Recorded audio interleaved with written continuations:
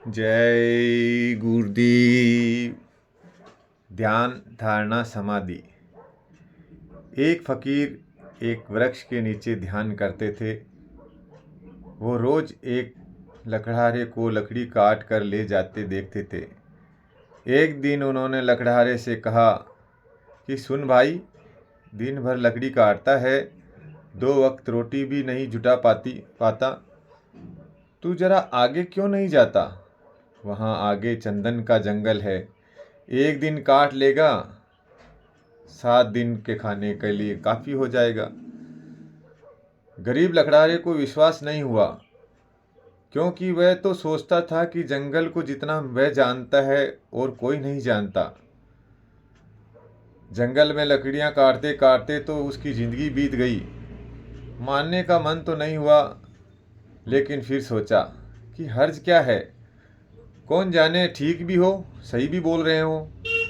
एक बार प्रयोग करके जाके देख ले। फकीर के बातों पर विश्वास कर वह आगे गया। लौटा तो फकीर के चरणों में गिर गया और कहा कि मुझे क्षमा करना, मेरे मन में बड़ा संदेह आया था, क्योंकि मैं तो सोचता था कि मुझसे ज़्यादा लकड़ियाँ के बारे में कोई नहीं जानता, मगर मुझे चंदन की पहचान ही नहीं थी।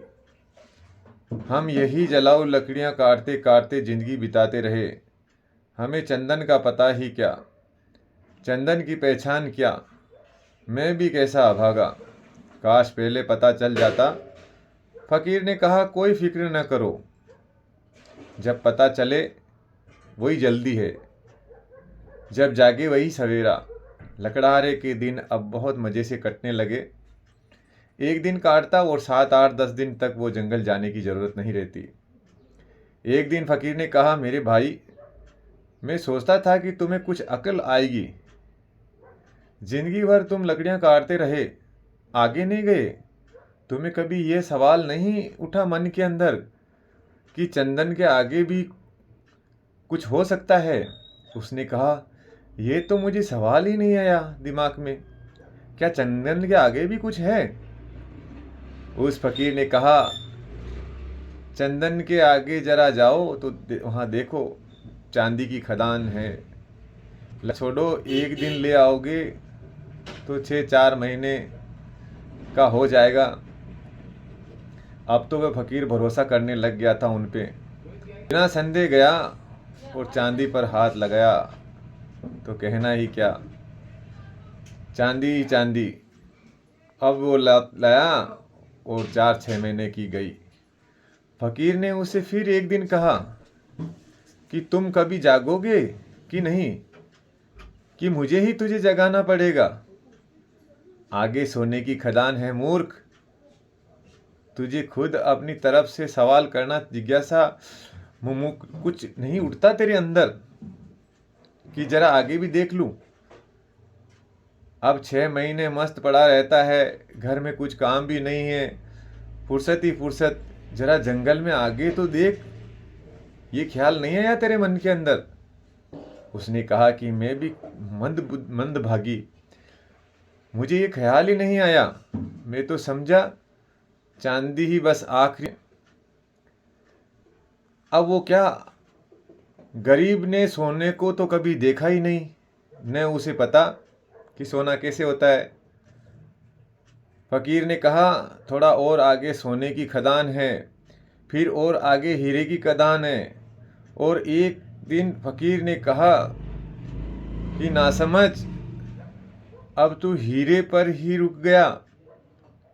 अब तो उस लकड़हारे को भी घमंड आ गया, अकड़ आ गई, क्योंकि बड़ा धनी जो हो गया वो, महल बंगले सब बन चुके थे।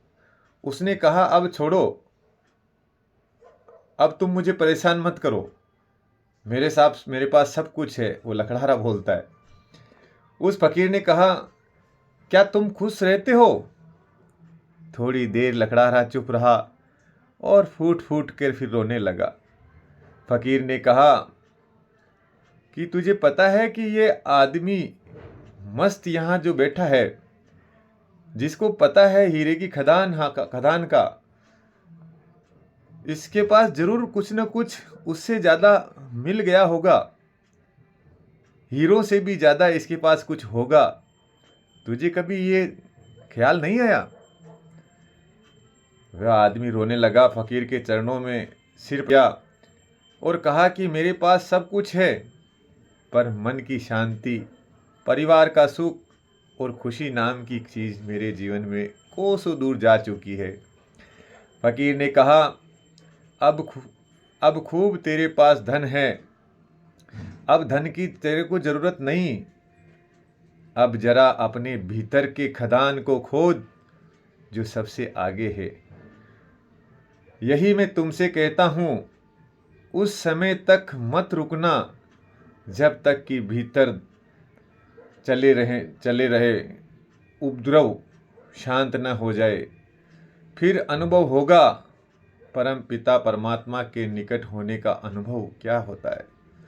एक सन्नाटा, एक शून्य, और उस शून्य में जलता है बोध का दीपक। यही परम है, यही परम दया है, यही समाधि है, यही सच्चा सुख है। जय गुरुदेव।